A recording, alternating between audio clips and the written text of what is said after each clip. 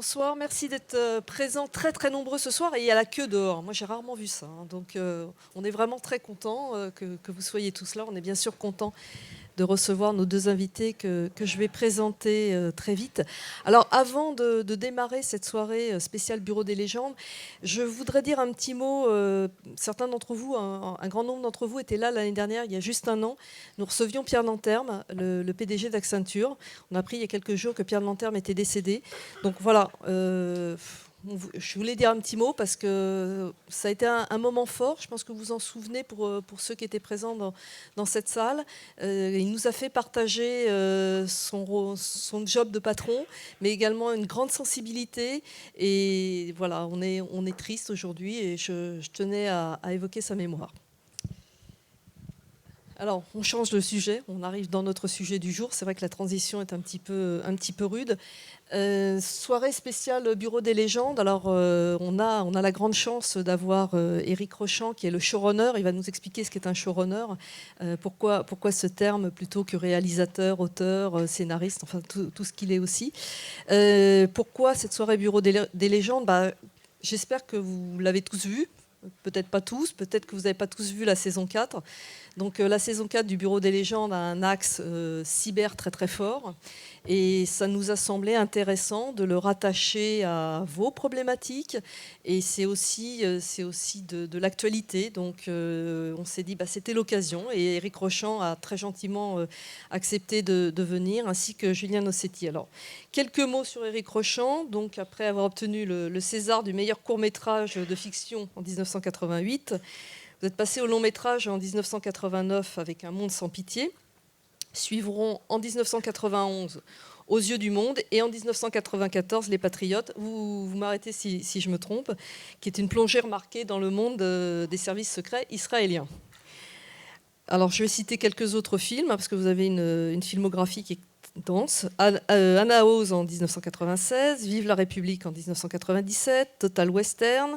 En 2006, L'école pour tous. Ensuite, vous passez à la série avec les saisons 2 et 3 de Mafiosa.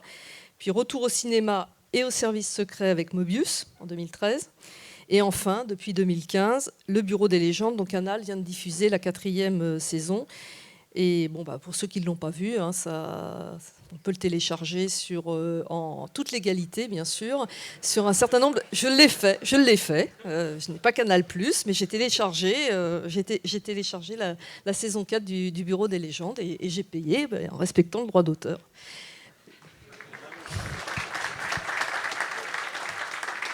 C'est pas pour moi qu'il faut applaudir. Alors, pour les rares personnes qui n'auraient pas vu le Bureau des légendes, donc je donne juste une ligne d'accroche que j'ai dû... donc, au sein de la Direction générale de la sécurité extérieure, la DGSE, un département appelé le Bureau des légendes forme et dirige à distance les clandestins. Éric vous en parlera beaucoup mieux que moi tout à l'heure. Cette saison 4, j'ai retenu quelques verbatim pour nous ancrer un peu plus dans notre actualité, dans votre réalité. Faire de la sécurité, c'est faire de la protection.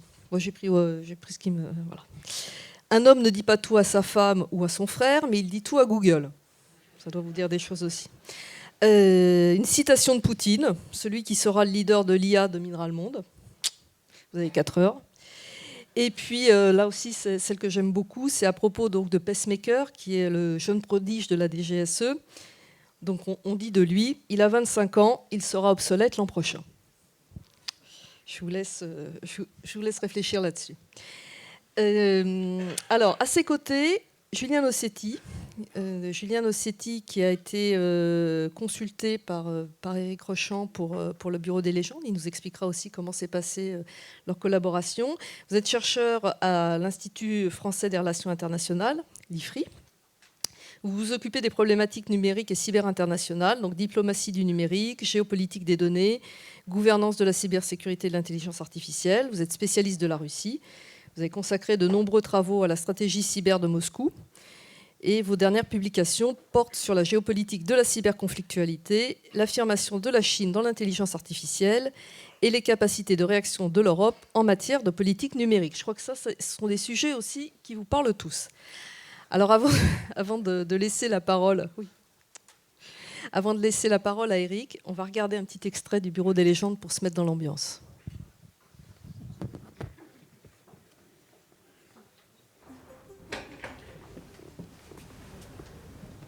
Il est où? Là-bas.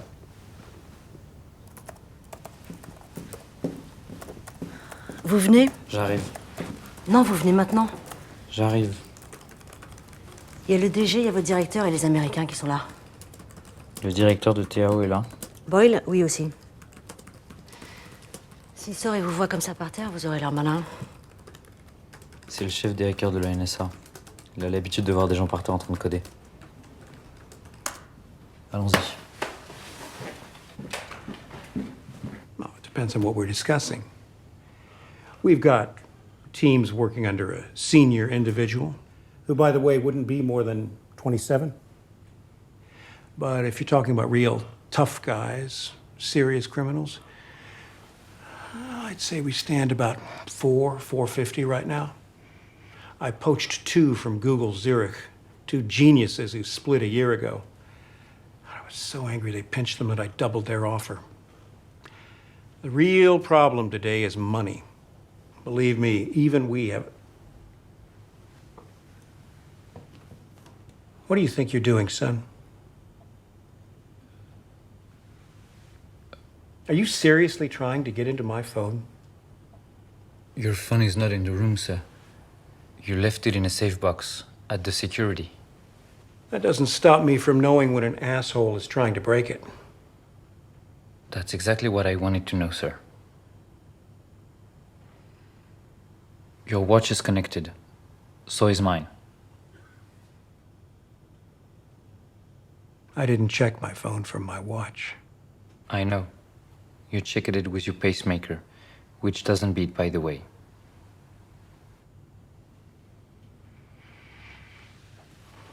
Well, this guy's really good. How many more have you got? Oh, he's the only one. That's nice. Okay.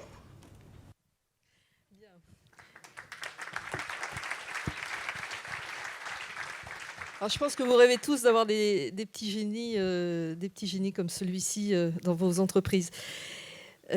Eric, alors on voit, j'ai rappelé brièvement votre filmographie tout à l'heure. On voit que vous êtes intéressé depuis plus de 25 ans au service secret. Comment vous est venu cet intérêt? Comment vous avez poussé à travers plusieurs œuvres justement ce que vous avez fait là et comment venir? Quelle est la genèse du Bureau des légendes? Parce que entre les Patriotes, Möbius et le Bureau des légendes, bon, comme je le rappelais, il y a plusieurs années, et puis une avancée aussi, une recherche. Expliquez-nous un petit peu le cheminement. Alors bonsoir. En fait, c'est le carrefour de plusieurs désirs différents. Le premier, c'est que d'abord, je suis venu au cinéma avec une cinéphilie. J'ai eu envie de faire du cinéma parce que j'aimais bien aller au cinéma. Et donc, ma cinéphilie, c'est celle du cinéma américain des années 70, qui est un cinéma un peu du réel, un peu politique, qui s'intéresse au monde. En fait, les cinéastes américains des années 70 étaient tous un peu anti-CIA, anti-Nixon, parce que c'est eux qui ont fait des films pour dénoncer la guerre du Vietnam, etc. Le Watergate. Voilà, le Watergate, donc tous ces cinéastes-là. Et donc, c'est ces metteurs en scène qui m'ont en fait nourri quand j'étais ado. Et donc, c'est une cinéphilie qui m'a, à mon avis, influencé. Et du coup, le cinéma américain, c'est quand même un cinéma de l'entertainment, hein. C'est un cinéma narratif qui raconte des histoires. Donc moi, c'est ce que j'aime bien, c'est raconter des histoires, mais des histoires qui sont un peu ancrées sur le monde et qui essayent un peu de regarder le monde tel qu'il est. C'est le cinéma qui m'a nourri. Et pour moi, le film d'espionnage, en fait, c'est un genre qui articule deux choses qui m'intéressent. Le premier, évidemment, c'est la tension dramatique du polar. Hein. Le film d'espionnage, il y a de la tension dramatique parce qu'il y a de la menace, il y a du danger, il y a du danger de mort, il y a de la manipulation. Donc tout ça, ça crée de la tension dramatique. Et puis, à la différence du polar, ça parle obligatoirement un peu de géopolitique et de géostratégie. Donc du coup, ça aborde des thèmes et des thématiques qui aussi sont celles du monde contemporain. Et donc voilà, le polar étant plus axé, disons, sur le fait divers, et donc le fait social, alors que l'espionnage, c'est sur le fait géostratégique.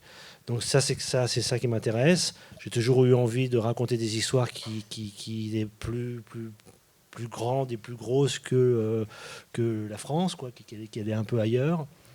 Donc ça me permet en fait de faire des polars, mais aussi de parler du monde. Du monde et de Voilà, l'état du donc monde. c'est pour ça que ça m'intéresse de faire. Et en fait, bon, il y a ce rythme dans le Bureau des légendes. Bon, j'ai lu par ailleurs, parce que vous avez fait l'objet quand même, le Bureau des légendes et votre œuvre ont fait l'objet de beaucoup de littérature, de livres qui ont été écrits, mais également de beaucoup d'articles. J'ai lu que c'était aussi une écriture particulière, avec un rythme particulier, c'est-à-dire que, et c'est peut-être là, je voudrais en venir par rapport à votre titre de showrunner, c'est que vous écrivez, vous tournez en même temps, vous montez, pendant que vous tournez une saison, vous êtes déjà en écriture de la suivante. C'est un cycle permanent et qui ne s'arrête pas, quoi. Oui, tout à fait. C'est un peu comme dans l'extrait, quoi. Les Américains, ils sont 450, et puis nous, on est 1 ou 2. Donc, c'est un peu comme ça aussi dans le cinéma et dans la série. C'est-à-dire qu'on aborde une façon de faire on essaie de faire comme les Américains, mais on n'a pas tout à fait les mêmes traditions et pas tout à fait les mêmes moyens. Mais il n'empêche que on a essayé sur le Bureau des légendes d'adopter les méthodes américaines. Ça veut dire quoi? Ça veut dire qu'on essaye de livrer une saison par an. Et une saison, c'est donc là, en l'occurrence, c'est 10 épisodes de 52 minutes. Donc voilà, ça fait 520 minutes de fiction par an. Sachant qu'un long métrage, par exemple, on met 2 ans à faire un film de 2 heures. Voilà, donc évidemment, pour arriver à ça, ça demande une mise en œuvre de techniques, de dispositifs de création extrêmement précis, très hiérarchisés. Et donc c'est vrai que ça demande en particulier de faire chevaucher toutes les étapes de la fabrication d'un film. Donc l'écriture, le casting, qui est très important pour une série, parce que je pense qu'une série repose vraiment sur l'écriture et sur les acteurs. C'est ça qui est, pour moi, c'est vraiment principal. Donc, le casting commence alors que l'écriture n'est pas terminée, mais pour pouvoir vraiment soigner le casting, il faut juste du temps. Donc, c'est simple, il faut vraiment chercher les acteurs. Et quand on a trouvé un bien, on continue quand même, parce que peut-être on peut en trouver un mieux. Donc, on ne s'arrête jamais. Le casting ne s'arrête pas. Même quand le tournage a commencé, on peut continuer à chercher des acteurs qui ne vont pas encore tourner.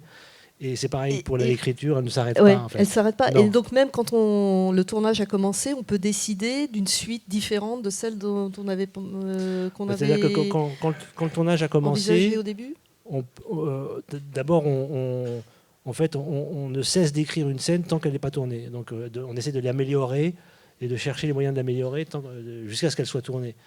Et d'ailleurs, même quand elle est tournée, des fois, elle n'est pas bien, donc on la retourne. Bon. Donc, mais en fait, on ne cesse d'essayer. En fait, le temps qui est comprimé ne nous empêche pas d'essayer de faire le mieux possible. Mais pour ça veut dire qu'il faut tout faire chevaucher. Donc, écriture, casting, alors que l'écriture n'est pas terminée, tournage, alors que peut-être l'écriture ou le casting n'est pas terminé, montage pendant le tournage. Et alors là, et c'est la grande nouveauté, c'est qu'on commence à écrire, alors que le tournage de la saison précédente n'est pas terminé, on commence déjà à réfléchir et à écrire la saison suivante. À ce rythme-là et à cette condition-là, on peut délivrer 10 épisodes dans l'année. Et donc s'alimenter aussi, puisque là, si on en vient à la question de la cyber, donc qui est particulièrement présente dans la saison 4, donc c'est aussi s'alimenter. Comment vous vous documentez? D'abord, pourquoi la cyber, qui n'est pas forcément un sujet facile à filmer? On peut tomber vite dans la caricature. Alors c'est vrai qu'on voit des hackers, presque un concours de hackers entre les Russes et les Français à un moment donné.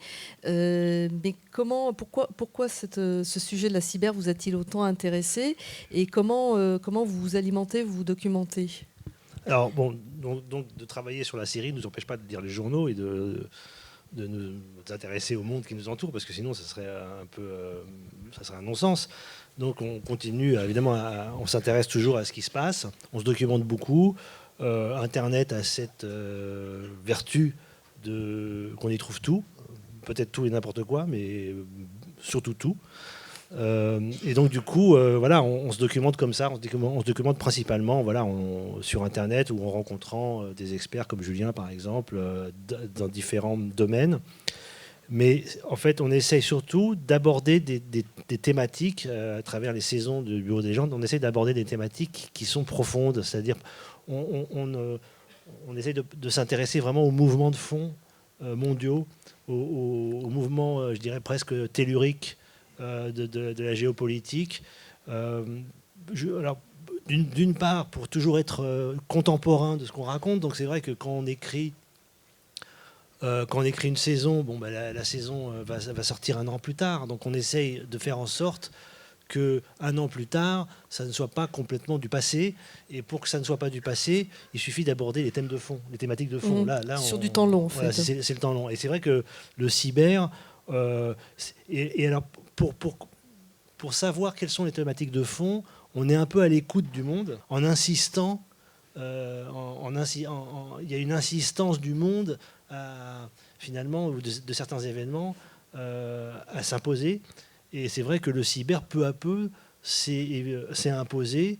Donc on a commencé à l'aborder dans la 4e saison, alors qu'on avait abordé des aspects très techniques dans les saisons précédentes, sur les écoutes, etc. Mais là, c'est le vrai numérique était déjà très présent. Le numérique était là, mais c'est vrai que le cyber, c'est la première fois qu'on l'abordait dans la saison 4, mais parce qu'en fait, il a commencé à s'imposer. Ça s'imposait à moi déjà, et à s'imposer aux auteurs comme étant une réalité qu'on ne pouvait plus contourner. De la même manière que la Russie, en fait, on aborde aussi la Russie dans la saison 4, c'est aussi parce que depuis quelques années, et en particulier sur le théâtre irako-syrien, la Russie a repris la main en termes de géopolitique.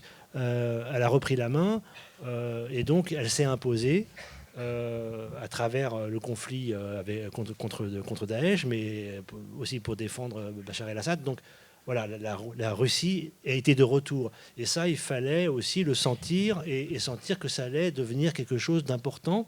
Donc le cyber, on pouvait difficilement faire une série sur la DGSE, donc sur les services de renseignement français, sans aborder le cyber, parce que ça devient une réalité incontournable. Et alors, justement, est-ce que vous avez été étonné par l'ampleur de ce monde cyber, donc là qui est abordé sous l'angle cyberdéfense, voire cyberoffensive, quand vous avez commencé à creuser, on reviendra tout à l'heure avec Julien justement sur cette dimension, est-ce que ça a été au-delà de ce que vous pensiez, de ce que vous connaissiez? Qu'est-ce qui vous a peut-être le plus surpris, le plus étonné? Alors, moi, je suis un peu à cheval. Enfin, je suis un peu des deux côtés. C'est-à-dire que je suis pas complètement étranger à ce monde-là. Enfin, c'est quelque chose qui m'a toujours intéressé. L'informatique m'a toujours intéressé. J'ai même pu coder à certains moments comme un hobby, quoi. Donc, je suis pas totalement étranger à ce monde. Mais en même temps, j'y connais pas grand-chose en même temps, et du coup, j'ai aussi cette curiosité, et je suis intrigué, curieux. J'ai été intrigué, curieux, peut-être même inquiet, en me disant mais qu'est-ce que c'est que ça? C'est quoi le cyber? Qu'est-ce que c'est que ce pays étrange dans lequel qui n'a pas de frontières, et surtout qu'est-ce que c'est que cette cyberguerre dont on parle, qui n'a pas de front, qui n'a pas d'espace, et pourtant on sent bien qu'il y a de la bataille. Et j'ai vraiment... j'avais un peu les outils pour comprendre, donc je me suis mis dedans, je me suis même finalement retrouvé à suivre un MOOC de Stanford sur le deep learning. J'y comprenais pas grand-chose, mais j'ai quand même réussi à faire quelques exercices. Et ça m'a permis de rentrer un peu dans toutes ces histoires, parce que c'est intriguant et en même temps c'est très présent. Je crois qu'il a fallu vraiment aborder ces thèmes, et je ressens l'angoisse des gens par rapport à ça. Je ressens vraiment leur confusion absolue par rapport à ce nouveau monde qu'ils ne connaissent pas. Je ressens leur angoisse par rapport à ce changement d'équilibre, ce changement de paradigme par rapport au monde qui nous entoure. Je pense que les soubresauts actuels sociaux sont liés aussi d'une certaine manière à ça, sont liés à l'appréhension d'un monde qu'on ne comprend pas, que certains commencent à maîtriser, mais que la plupart des gens ne maîtrisent absolument pas. Et je pense que ça crée de l'angoisse, ça crée de la confusion. Et je crois que c'est important aussi bon, ben voilà, il y a beaucoup de gens qui essayent de monter dans le train, et c'est pas facile. Non, mais c'est aussi une des forces de la série, c'est d'avoir mis ce sujet justement, j'ai presque envie de dire à la portée de tous, alors pas des hackers qu'on voit, mais voilà, d'avoir montré l'importance justement que la cyber prenait aujourd'hui. Alors oui, c'est vrai que c'est un défi de mise en scène et d'écriture, hein, c'est-à-dire que bon, bah, la cyber, c'est quand même des gens qui sont devant des écrans et qui tapotent sur un clavier. Donc ça a toujours été un problème. Pas que. Ils vous diront qu'ils font aussi parfois autre chose. Justement, d'ailleurs, ça m'intéresse énormément aussi de décrire toutes les activités qui sont autour du cyber par rapport à travers des personnages de responsables de la sécurité cyber d'entreprise. Ça m'intéresse énormément. Mais c'est vrai que c'est un défi cinématographique. Donc, de toute façon, depuis une dizaine, quinzaine d'années, on voit les écrans entrer dans la narration, on voit les écrans de téléphone, les écrans d'ordinateur entrer dans la dramaturgie. Et alors j'espère qu'on ne va pas se retrouver finalement... quand on fait des films, maintenant, c'est vrai qu'on est obligé, quand on fait des films réalistes et pas des films rétro, enfin des films d'époque, on est un peu obligé de filmer des écrans, c'est nouveau, hein, au point que certains inventent des procédés où on voit les textos, les messages s'inscrire en surimpression sur les écrans. Mais c'est vrai qu'on est tellement... Notre vie est tellement absorbée par les écrans qu'on finit de manière un peu... c'est un peu un comble, c'est que quand on fait un film, on filme des écrans. Donc c'est un peu étrange, et c'est ce qui est compliqué, c'est effectivement de faire, de dramatiser tout ça, de continuer à raconter des histoires tendues. Et des histoires humaines en plus. Et des histoires humaines. Alors, bon, c'est vrai qu'à travers le Bureau des légendes, on parle du renseignement humain, et on montre d'ailleurs dans la saison 4, on montre comment le renseignement humain s'articule avec le cyber, parce que je pense que le renseignement humain existe encore et a une très grande importance. Mais c'est vrai qu'il y a un vrai défi de création cinématographique et qu'on n'hésite pas à relever, mais ça nous oblige à chercher des situations où il y a de l'humain et du cyber, où il y a un peu des gens face à des écrans, quoi. D'accord, merci. Alors, je vais passer... la parole à Julien Nossetti. On reviendra après parce que moi j'ai plein de questions, puis je suis sûre qu'eux, ils en ont plein aussi. Julien, donc vous avez été consulté pour cette saison 4 du Bureau des légendes. Alors, comment ça s'est passé? Qu'est-ce qu'on vous a demandé? Vous m'aviez dit, si, ils étaient quand même bien au courant. Bah, je le crois, parce que si Eric a suivi un MOOC sur le deep learning de Stanford, moi je suis... bravo. Comment ça s'est passé la rencontre, la rencontre avec l'équipe du Bureau des légendes, et puis le travail qu'est-ce qu'on vous a demandé? Alors, quel programme on m'a demandé beaucoup de choses en fait, et qui révélaient d'abord en fait la préparation, je pense, assez grande de l'équipe d'Eric et de son équipe sur ces problématiques, qui étaient loin de partir de zéro, bien au contraire. Et moi, ce qui m'a été plus spécifiquement demandé, c'était d'apporter un regard plus politique et diplomatique sur ces enjeux qui comme Eric l'a rappelé, sont quand même loin aujourd'hui d'être déconnectés d'une scène internationale qui évolue très très vite. Vous parliez tout à l'heure d'anxiété autour de changements très très profonds, de bouleversements majeurs. Et c'est vrai que ce qui caractérise toute cette scène cyber, c'est une accélération du temps. C'est-à-dire que ça va à une vitesse folle. Et c'est un défi à la fois pour vous en matière de cinéma, mais aussi pour nous chercheurs qui sommes confrontés aussi à une vitesse extrêmement élevée sur ces problématiques. D'où une importance de poser un regard assez froid, au fond assez distancé, sur tous ces événements, sur toutes ces cyberattaques qui se produisent chaque mois. Il y a encore quelques semaines, deux acteurs majeurs français et européens étaient touchés par des cyberattaques majeures. On ne va pas citer les noms, mais donc ça pose aussi beaucoup de questions sur aussi l'évolution des méthodes employées et sur les possibilités de répliquer à ce type d'attaque. Mais voilà, enfin, tout ça pour vous dire que ce qui m'a été demandé, c'est d'apporter un regard assez géopolitique au fond sur ces grands enjeux, sachant qu'aujourd'hui vous avez des États en particulier qui ont une politique de puissance très affirmée. En matière cyber, pour qui le cyber est un peu l'épine dorsale de leur stratégie de politique étrangère et de sécurité, et qui n'ont aucune appréhension à utiliser cet outil de façon décomplexée. Oui, alors on le voit dans la saison 4, bon, c'est la Russie qui est clairement, je ne vais rien dévoiler puisque Eric l'a dit aussi, la Russie qui est clairement mise en avant. Vous m'aviez dit que en fait, c'était une stratégie voulue qui remonte à une dizaine d'années. Peut-être nous réexpliquer un petit peu le contexte aussi, parce que c'est vrai qu'on voit débarquer cet interlocuteur, enfin cet acteur qui est la Russie aujourd'hui dans le cyber. Mais donc c'est une stratégie voulue, politique, depuis 10 ans. Bien sûr. Alors pour le coup, la matière Russie dans le cyber est assez dure à appréhender, parce qu'en fait, on a beaucoup de clichés, d'a priori, et c'est très délicat de remonter à la source justement de cette politique cyber de la part de la Russie. Donc c'est ce que j'ai aussi échangé sur ce point avec Eric et son équipe.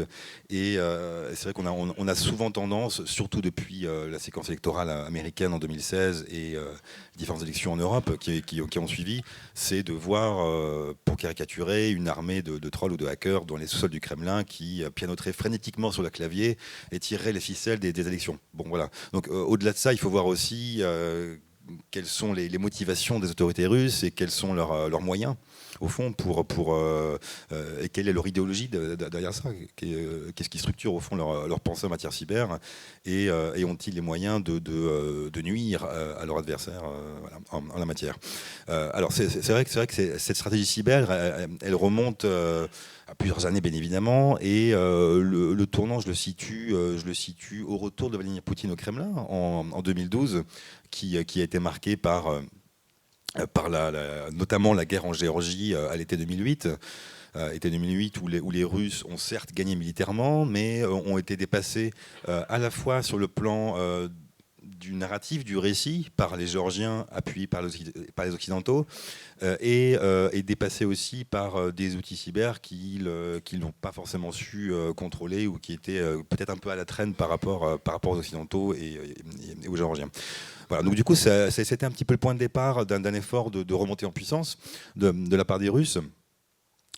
Poutine, dès lors, a nommé un de ses proches au ministère de la Défense, Sergueï Shoigu, qui lui avait bien saisi tout l'enjeu précisément de remonter en puissance en matière cyber, et a investi des milliards de roubles, donc des centaines de millions d'euros, à la fois en matière humaine, technique et de moyens cyber, pour rattraper ce retard technologique et humain qui comporte une part de renseignement aussi tout à fait significative. Parce qu'il ne faut pas oublier qu'en matière cyber, ce qui compte aussi, c'est aussi l'outil de renseignement humain. Ce n'est pas seulement des capacités techniques, mais c'est aussi la façon dont vous pourrez allier ces deux composantes humaines et techniques.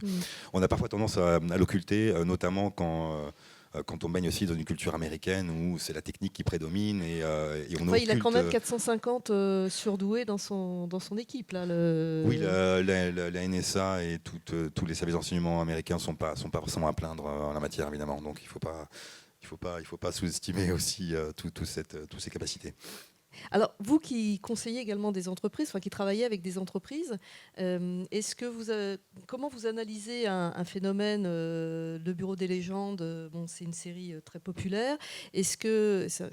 J'ai posé un petit peu la même question à Eric. Est-ce que c'est aussi un moyen de faire passer des messages auprès du grand public, certes, mais peut-être auprès des professionnels en entreprise? Est-ce que pour vous, ça a un côté aussi, je ne vais peut-être pas dire vertueux, mais d'information, voire de présenter un état de fait sur les risques de cyberattaque, sur la réalité de la cyberguerre aujourd'hui?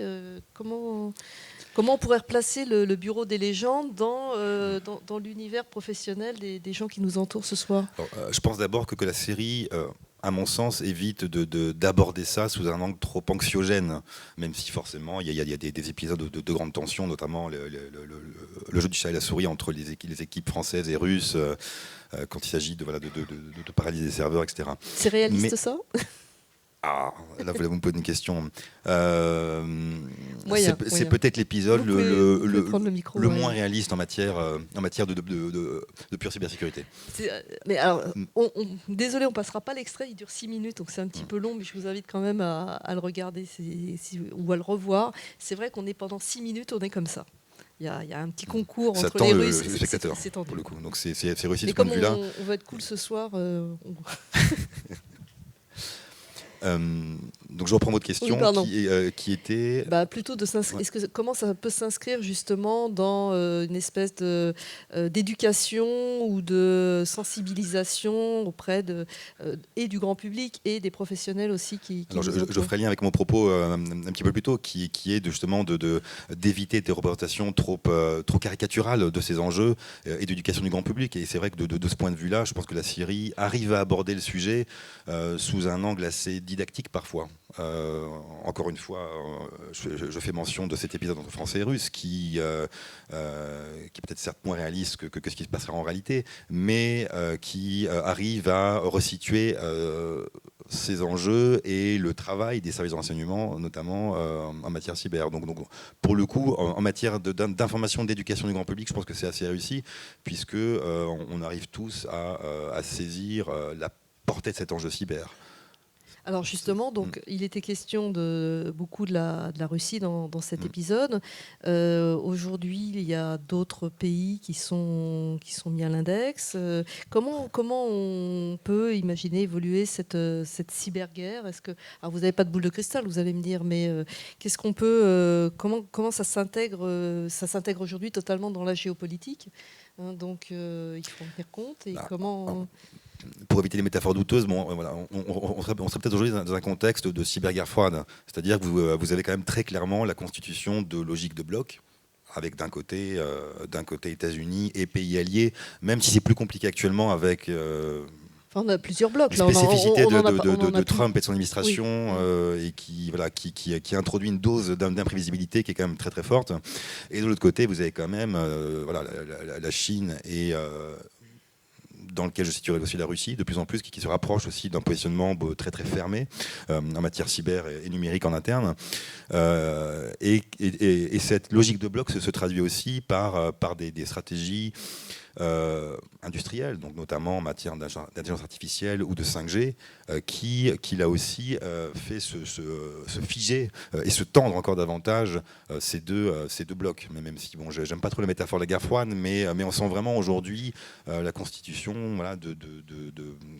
de pseudo-empires numériques et qui ont du mal à interagir entre eux, et qui sont dans une logique quand même de très très forte tension qui peut déraper à tout moment. Et c'est vrai qu'aujourd'hui, États-Unis et Chine sont quand même dans une logique de conflictualité, je disais froide, mais à certains moments assez ouverte. Et c'est vrai qu'aujourd'hui, tout cet état de tension en matière commerciale entre Washington et Pékin est, à mon sens, subordonné à ce conflit en matière technologique et numérique. Ça très très clairement.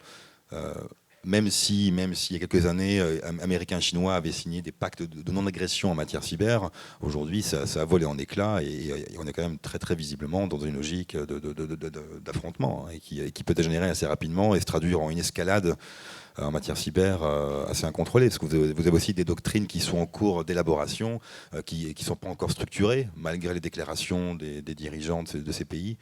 Et donc on est un petit peu dans une phase qui ressemble aux années 60, avec l'introduction du nucléaire et des états-majors et des chancelleries qui doivent s'adapter au plus vite et faire en sorte que la technologie ne les dépasse pas. À quoi on doit s'attendre pour les élections européennes? Là aussi, oui, je sais que vous n'avez pas de boule de cristal. Là, c'est une question piège, merci. Je vous avais dit que je vous la poserais. Voilà.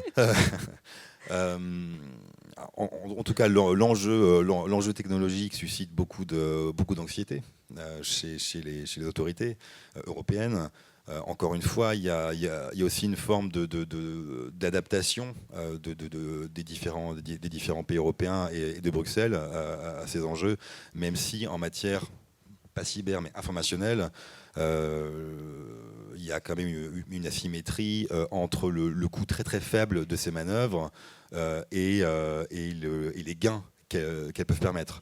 Et donc là, on est encore très très peu préparé. Nos défenses immunitaires sont encore assez faibles, je pense, même si le cas de la France est peut-être plus spécifique. On a quand même su résister à ce type de manœuvres d'attaque informationnelle, ce qui n'est pas forcément le cas dans d'autres pays. Je fais référence à nos amis britanniques qui ont quand même subi beaucoup plus de dégâts en la matière. Merci. Alors Eric, on va continuer avec vous si vous voulez bien, reprendre le micro. J'ai lu dans Télérama, il n'y a pas très longtemps, une interview de Sarah Giraudot. Donc Sarah Giraudot, alias Marina Loiseau, alias Phénomène, alias Rocambole. Ouais, je ne me trompe pas. Donc elle explique que dans son interview que vous allez à la DGSE à chaque fin de saison pour débriefer. Pour débriefer ou non? Non. Non. Alors, qu'est-ce que vous On débriefe pas la DGSE. Mais qu'est-ce qu'ils vous disent, la DGSE? Non, quand j'ai commencé à faire quand j'ai voulu faire la série, quand j'ai commencé à écrire la série, je me suis dit qu'il fallait que j'aille les voir pour leur dire, voilà, je fais une série sur la DGSE. Je pouvais pas la faire dans leur dos d'une part. Ensuite, si je voulais utiliser les logos, éventuellement filmer le boulevard Mortier, il fallait bien que j'ai l'autorisation de le faire. Donc il fallait qu'on soit en bonne intelligence, si j'ose dire, et que voilà, il fallait que je les prévienne, d'autant plus que je n'avais absolument pas l'intention de faire une série sur la DGSE contre la DGSE. Ça n'avait pas de sens. Donc j'ai voulu décrire un métier. En fait, à travers le Bureau des légendes, je décris un métier. Je décris le métier qui est celui des services de renseignement. D'ailleurs, c'est plus une série sur les services de renseignement qu'une série d'espionnage au bout du compte. Donc voilà, j'ai eu ce rapport-là avec la DGSE, mais donc il se fait qu'ils m'avaient un peu à la bonne grâce aux patriotes qu'ils aimaient bien, et ça s'est fait plutôt simplement. Ils n'ont aucun regard sur les scénarios, je leur demande pas leur permission, et à la fin, quand j'ai fini une saison, pour leur faire plaisir, parce que on a des bons rapports. Je leur présente les 2 premiers épisodes, et voilà, c'est dans une salle comme ça où il y a quelques centaines, petites centaines de personnes. Et voilà, ça me fait plaisir de leur montrer les 2 premiers épisodes de la nouvelle saison qui parlent d'eux. Et c'est vrai qu'ils sont même plutôt touchés qu'on parle d'eux, parce qu'en général, on ne parle pas beaucoup d'eux. D'ailleurs, tant mieux, parce qu'on ne va pas non plus ouvrir la fenêtre sur les services de renseignement. Et eux, d'ailleurs, ne me parlent pas beaucoup, et tant mieux. Et d'ailleurs, j'ai pas envie qu'ils me parlent, j'ai pas envie qu'ils me racontent tous leurs secrets, parce que ça m'inquiéterait énormément que si ça se passait comme ça. Donc voilà, donc en fait, je vais pas chez eux pour débriefer. Non, mais cette dimension cyber, bon, bien sûr, vous me dites, ils vont pas me raconter, ils vont rien me raconter, et tant mieux. Sur la dimension cyber, c'est quand même parce que je pense que vous conversez peut-être de choses peut-être plus générales, sans rentrer dans les détails, mais est-ce que c'est un sujet que vous avez pu aborder avec eux ou pas quand... Oui, mais vous savez, le directeur de la direction technique de la DGSE fait des conférences. Là, c'est un peu nouveau aussi, c'est que la DGSE elle-même se montre un peu plus qu'avant. Vous avez peut-être aidé aussi à les mettre un petit peu en lumière. Alors, ou à mettre en lumière leur métier. Bon, il y a la période aussi qui était très, très spécifique, hein, c'est la période des attentats et donc des attaques meurtrières sur le sol français, a mis aussi en avant l'importance de nos services de renseignement, et je pense que ça a vachement contribué quand même aussi à pas redorer leur blason, mais disons je pense que les gens se sont rendus compte à quel point c'était important, et je pense que les gens ont envie que ça marche, ont envie que nos services de renseignement soient bons, parce qu'ils se sont rendus compte que les menaces étaient réelles. Et donc ça a beaucoup contribué quand même à mettre en avant l'intérêt des services de renseignement français. Ouais, donc, même s'il y a un peu de désorganisation, hein, je ne veux pas spoiler la série, mais c'est vrai qu'il y a un petit peu de désorganisation, vous l'avez dit vous-même d'ailleurs, dans l'interview qu'il y a sur Canal+, sur le site de Canal+, hein, vous dites qu'en effet le service a été un peu désorganisé. Il y a longtemps, quand il faisait sauter le Rainbow Warrior, là, il y avait effectivement à l'époque, j'avais pas tellement envie de faire un film sur la DGSE, justement, c'était un peu moins sexy à l'époque, mais Mais aujourd'hui, non, je n'oserais jamais dire qu'ils sont désorganisés. C'est pas tellement ce que je voulais dire. Je me rappelle plus très bien la question, mais enfin voilà, c'était. Non, c'est pas. Je suis très très perturbé par ce qu'on me fait dire ici. Non, pas du tout. Non, mais je reprends l'interview que vous avez sur le site de Canal. Vous dites, il y a l'arrivée de Mathieu Amalric. Non, mais sur le cyber. Pour remettre un peu. C'est dans l'histoire. On ne raconte aucune histoire sans une crise. S'il n'y a pas de crise, il n'y a pas d'histoire. Donc évidemment, il a fallu, chaque année d'ailleurs, on essaie d'imaginer quelle crise il peut y avoir à la DGSE. Alors c'est vrai que du coup, on est obligé de raconter des crises à la DGSE, ce qui peut être étonnant. Mais sans crise, il n'y a pas de drame. Et sans crise, on n'éclaire pas les lignes de force qui sont les lignes de fracture qui peuvent être invisibles sans mise en lumière. Donc voilà. Donc je crois que ça parlera à notre public qui travaille beaucoup sur la gestion de crise. Vos propos. Alors avant de donner la parole à la salle, parce que je suis sûre que vous avez des questions, moi j'ai envie de savoir, et la suite, la saison 5 ? Je voudrais répondre à une question que vous avez posée à Julien, à laquelle j'aimerais un tout petit peu répondre aussi. Allez-y, je vous en prie. C'est que vous avez demandé qu'est-ce qui va se passer pour les élections européennes. Oui. Bien. On peut le voir aujourd'hui, ce qui va se passer pour les élections européennes et d'ailleurs même pour les prochaines élections. C'est-à-dire que chaque élection et chaque moment démocratique va être un enjeu d'une bataille d'influence et d'une bataille de subversion.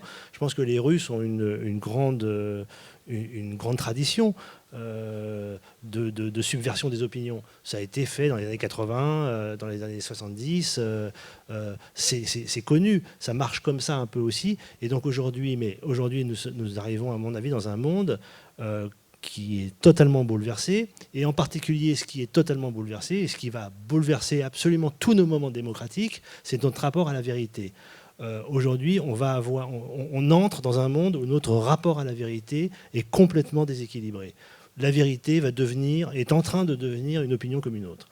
On ne pourra plus faire appel à la vérité pour contester les choses. Or, dans un monde où la communication est extrêmement importante, dans un monde démocratique où la représentativité est importante et donc la parole est importante, eh bien ce nouveau rapport à la vérité va permettre effectivement, et je pense que la bataille qui va avoir lieu soit pendant les européennes, soit pendant les prochaines présidentielles, ça va être réellement une bataille pour défendre une certaine notion de la vérité. Parce que sans la vérité, tout est possible. Et donc, du coup, ça va être qu'une bataille ça ne va être qu'une bataille finalement de fantasmes. Le fantasme le plus fort va gagner si la vérité échoue à dominer. Voilà. D'accord. Merci. Je suis désolé d'avoir... Non, mais je pense que c'est important d'avoir plombé l'ambiance. C'est important de le rappeler. Alors, je continue. Saison 5, est-ce qu'on peut avoir quelques éléments ? On va parler quoi, de l'IA ? Parce qu'on en parle pas mal déjà dans la saison 4. Là aussi, je vais pas spoiler. Je vais être celui qui va tout vous spoiler. Je suis vraiment spoilé plutôt. Non, je ne parlerai pas de la saison 5, je dirais juste qu'on est en train d'y travailler.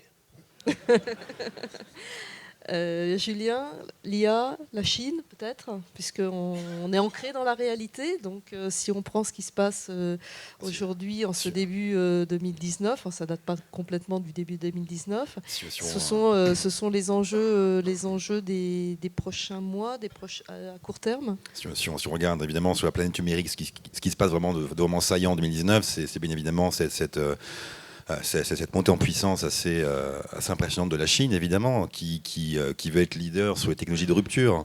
Donc, je mentionnais tout à l'heure l'IA, mais aussi la 5G, évidemment, qui donne lieu à des batailles homériques actuellement avec l'administration américaine, avec des enjeux aussi très importants pour l'Europe. On a souvent tendance à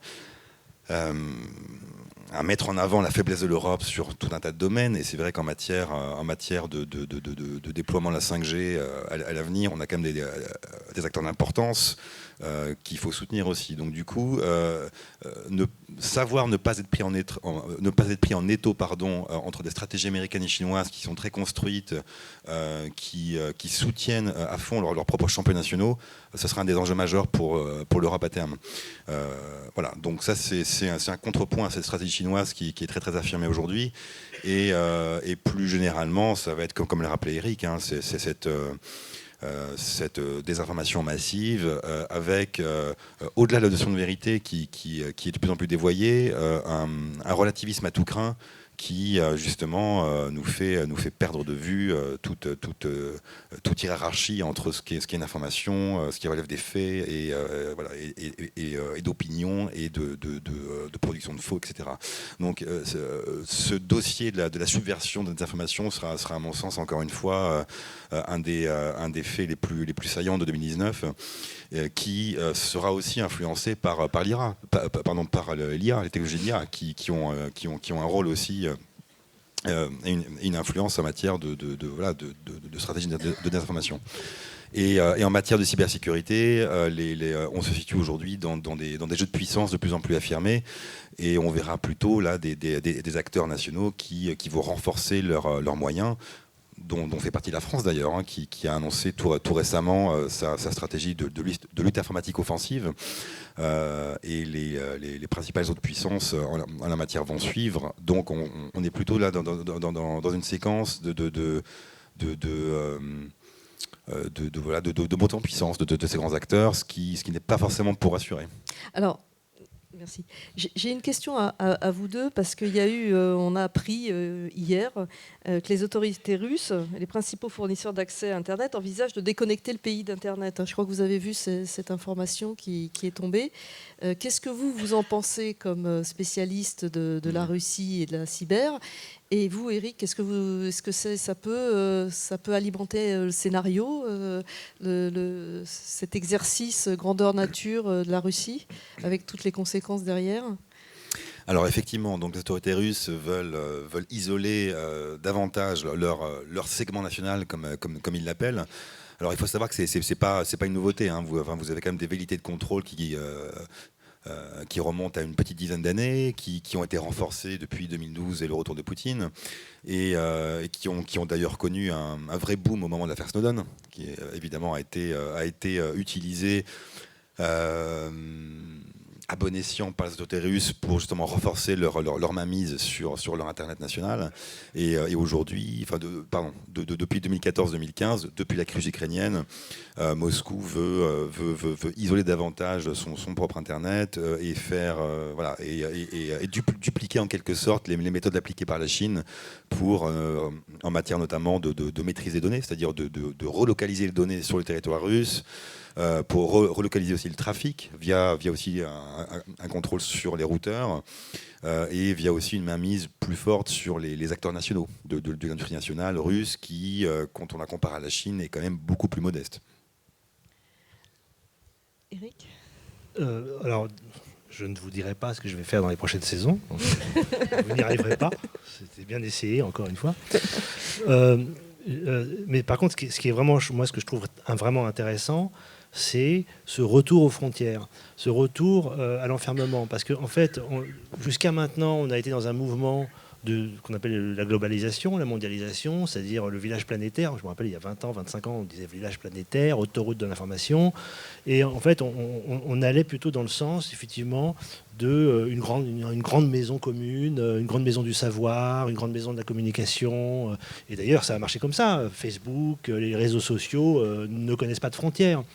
Et maintenant, il y a une demande de retour des frontières physiques déjà, hein, les gens angoissés par cette porosité des sociétés et des opinions, évidemment qui entraîne un nouveau contrôle, qui entraîne une nouvelle maîtrise et donc de nouveaux maîtres. Angoissés par ça, redemandent des frontières physiques. Oui, une construction de murs. Oui, voilà, on veut du physique, on veut du concret. Le corps demande de nouveau à maîtriser les choses.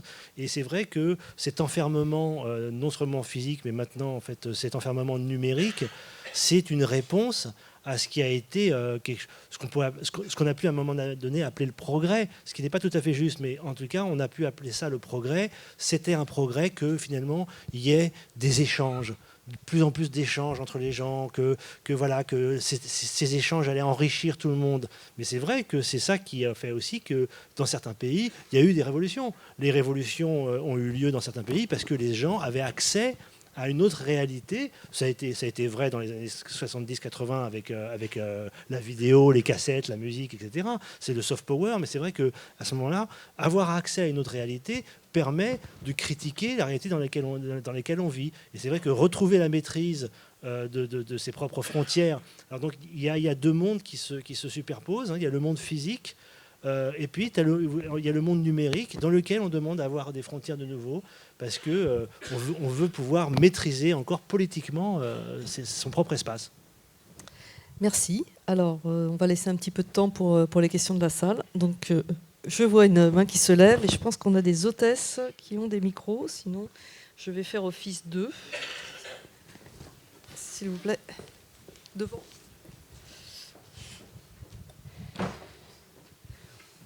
Bonjour, Jérôme Cesse, consultant en Bonjour. sécurité.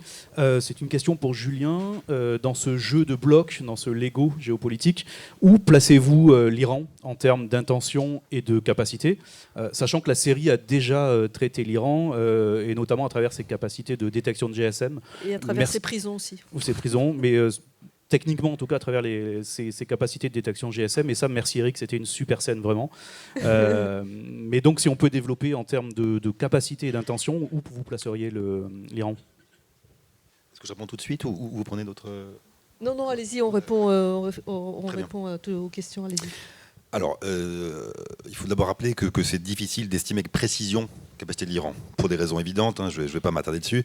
Je pense qu'aujourd'hui, l'Iran se situe dans le top 8 de ce qu'on pourrait appeler les puissances cyber, un peu au même niveau, avec une capacité de nuisance peut-être plus affirmée que l'Allemagne ou la France. Voilà, peut-être légèrement en deçà des capacités de la Grande-Bretagne ou d'Israël, par exemple, mais au même niveau que les pays que j'ai mentionnés.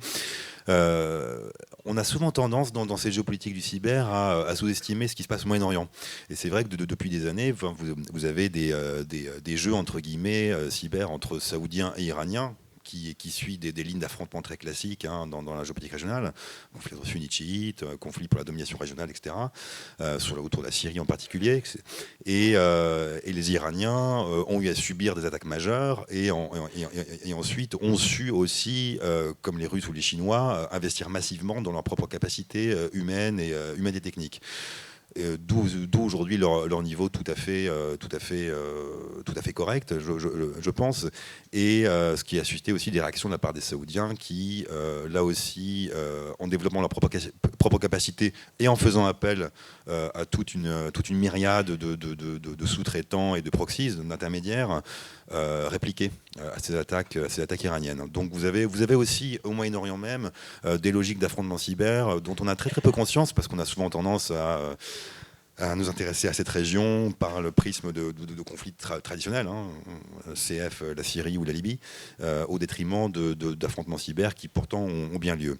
Et c'est vrai que plus récemment, alors là on se décale un petit peu l'Iran, mais aux Émirats Arabes Unis, vous avez des révélations de différents médias sur les pratiques de cybersurveillance ou d'espionnage des autorités émiraties qui ont là aussi sous-traité une partie de leur capacité à des intermédiaires, des proxies, qui font intermédiaires, qui font aujourd'hui partie pleinement de ces géopolitiques du cyber. C'est-à-dire que c'est pas seulement les États, la Russie, la Chine, les États-Unis, qui sont partie prenante, mais c'est aussi des intermédiaires qui ont aujourd'hui des capacités très importantes pour certains et qui, comme les services de renseignement par exemple ou des groupes cybercriminels, peuvent accéder à des armes informatiques comme les failles, les Zero Days, au même titre que les services de renseignement, et qui peuvent aussi justement nuire à des intérêts très très divers.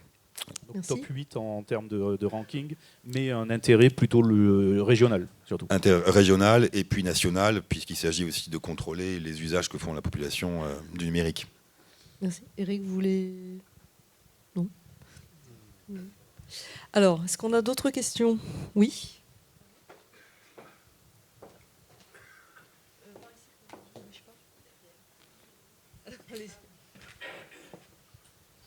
Oui, bonsoir, Monsieur Labrusse. J'ai la responsabilité cyber dans une entreprise du secteur de la défense. Donc, on a l'opportunité de discuter de la série. Donc, j'aurais une question, moi, sur la série.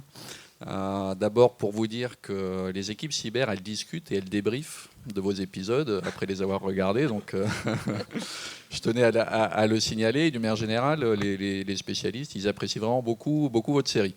On parle aussi du réalisme, qui est plus ou moins réaliste en fonction des épisodes. Personnellement, j'ai bien aimé l'histoire avec le smartphone quand ils prennent la photo. Je trouve que ça va très très vite et que c'est très bien fait. Vous refusez de parler de la saison 5. En revanche, nous, autant on comprend bien les attaques, comment ça fonctionne, comment ça s'articule, comment ça rentre, comment ça ressort, etc. Parfois, dans les scénarios, on a plus de mal à comprendre. Et donc, comme vous ne voulez pas parler de la saison 5, est-ce que vous accepteriez de clarifier la fin de la saison 4 ?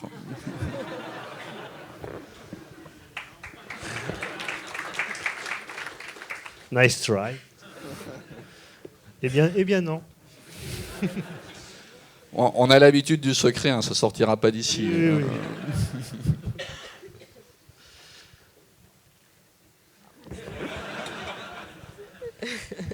C'était bien essayé. Vous voyez, je ne suis pas toute seule. Hein.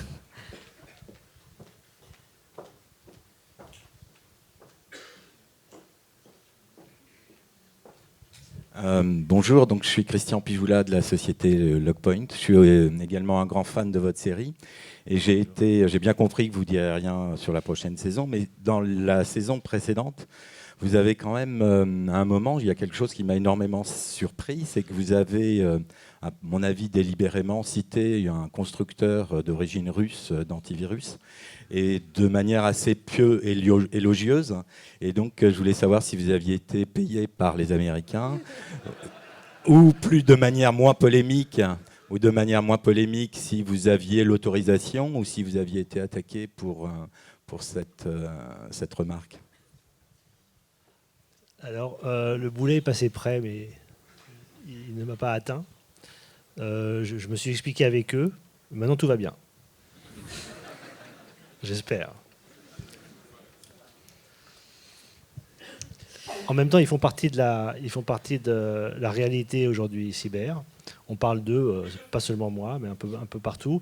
Et c'est vrai que le cinéma parle aussi de la réalité. Et donc, on traite de la réalité. Et là, on a affaire quand même à un acteur, en tous les cas, si ce n'est majeur, en tout cas très médiatisé, de la réalité. Donc c'est pour ça qu'on en a parlé aussi. On les a cités. Hein, c'est pas non plus. Ils sont bien cités. Ils sont cités, mais voilà. Donc ils font partie de la réalité, mais on s'en est expliqué et je pense qu'il n'y a plus de soucis.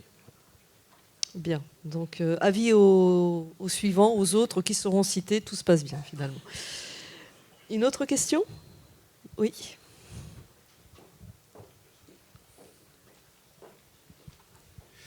Bonsoir. Moi, j'avais une question un petit peu différente. En fait, j'ai regardé effectivement les 3 premières séries.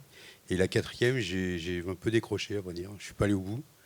Et donc, je me demandais si finalement le monde réel n'était pas plus passionnant que le monde cyber. Sûrement. En tout cas, le monde réel, plus passionnant que le monde cyber, ça, je ne sais pas. Il y a plein de gens qui vivent du cyber et qui vivent dedans. On peut sûrement vivre dans les deux, je pense. Voilà, donc.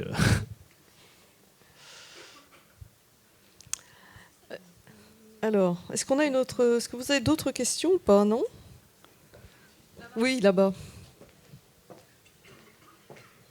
Philippe. Oui, bonjour. Philippe Guerrier pour Place de l'IT, journaliste. C'est une question pour Éric Rochant. Vos scénarios valent de l'or. Je voudrais savoir quel dispositif de sécurité numérique vous mettez en place pour les protéger. Déjà, on utilise GPG pour se parler entre nous. Mais j'ai découvert les joies de ce genre d'outils. Non, en fait, n'importe quel hacker peut facilement savoir ce qui va se passer dans la saison 5. Je dois vous avouer. Le défi est lancé. Donc oui. c'est un bug bounty. Donc on fait du bug bounty. J'aimais celui-ci à 10 €. Si Voilà.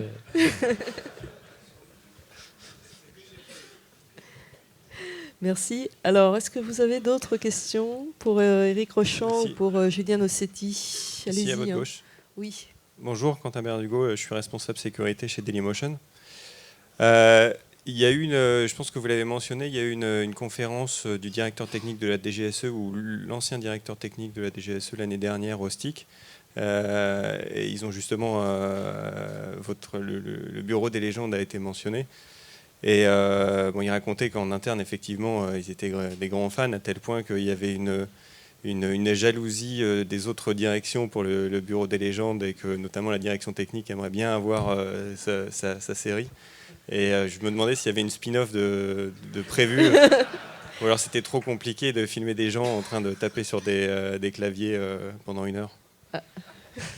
C'est notre défi permanent d'essayer d'intéresser, on n'a pas toujours réussi manifestement, mais c'est notre défi permanent d'essayer d'intéresser les spectateurs sur ce genre d'enjeu.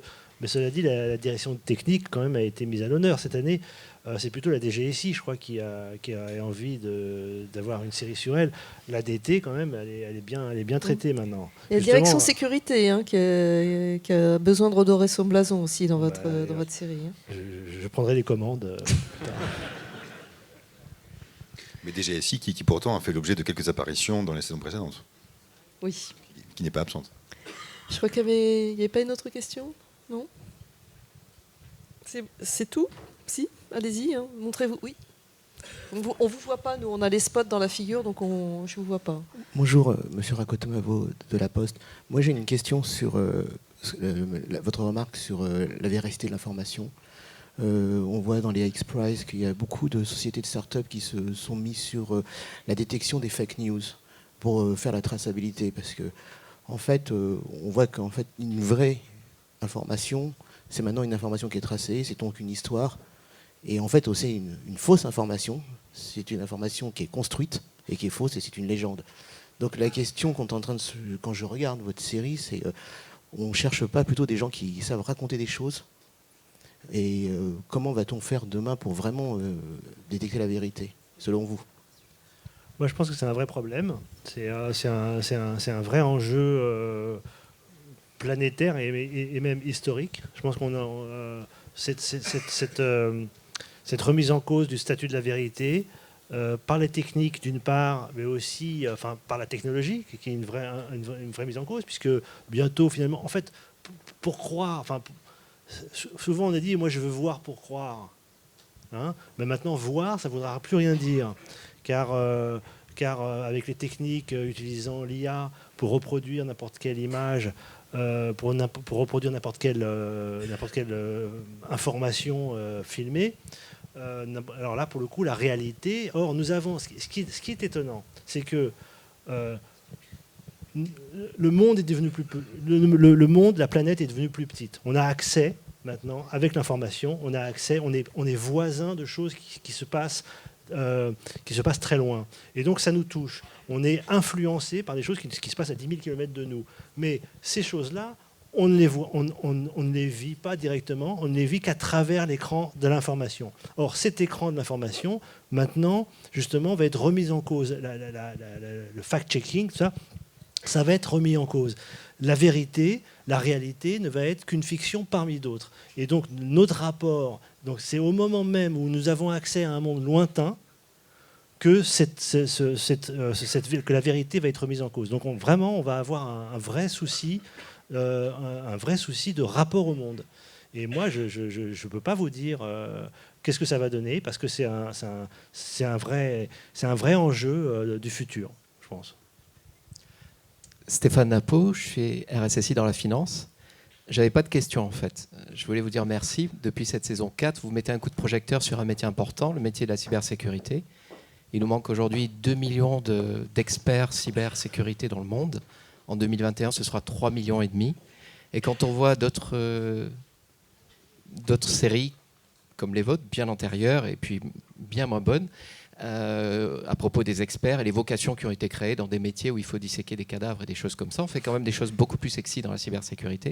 Et je voulais vous dire merci parce que vous mettez un coup de projecteur important pour créer des vocations, pour l'éducation et pour l'intégration de ce type de profil. Sinon, notre métier est frappé par le secret qui le caractérise. Et donc, c'est bien de mettre ça sous un projecteur. Merci. Merci beaucoup. Merci Stéphane. Alors une dernière question peut-être. Oui, moi, je suis au fond de la salle. Bonsoir, je m'appelle Malika Smaili. J'avais une question pour Éric Rochant. La première, c'était de vous féliciter sur les accents arabes. C'est la première fois dans un film français que je vois un Marocain qui parle avec l'accent marocain, un Algérien avec l'accent algérien. Donc formidable. Donc première question, est-ce que vous avez été conseillé et par qui? Et la deuxième, les scènes au Maroc les scènes en Algérie sont tournées au Maroc. Est-ce à dire qu'on ne peut toujours pas filmer normalement en Algérie?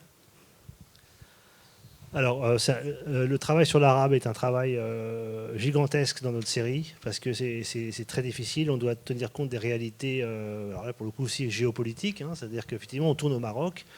Donc, soit on coach les acteurs qui doivent avoir un accent, qui doivent parler un arabe plutôt syrien ou parler un arabe jordanien, etc.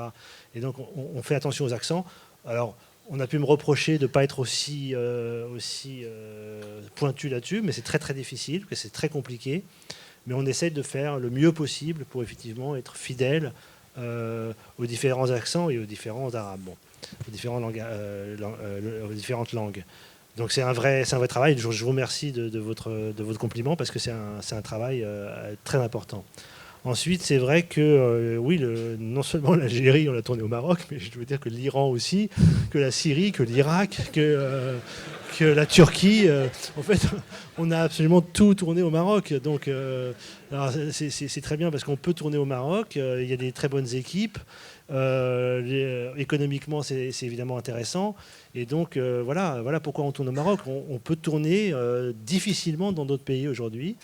C'est soit très très cher, soit très dangereux. Et donc voilà, l'Algérie fait partie probablement des pays dans lesquels pour l'instant on ne peut pas vraiment tourner, en tout cas en toute sécurité. Le Maroc, c'est l'endroit où tout le monde va tourner. D'ailleurs, on n'est pas les seuls, on se joue des coudes un peu pour tourner nos scènes. Mais voilà, c'est un pays qui est très accueillant pour ça. Et pour le reste aussi d'ailleurs. Très bien. Merci beaucoup. Alors, merci beaucoup à nos deux intervenants. On espère vous voir aux Assises. On aimerait bien avoir un petit passage du Bureau des légendes qui se passe aux Assises. Et encore merci pour votre temps et puis pour vos témoignages respectifs. On se retrouve pour le cocktail là-haut. Je vous souhaite une excellente continuation de soirée.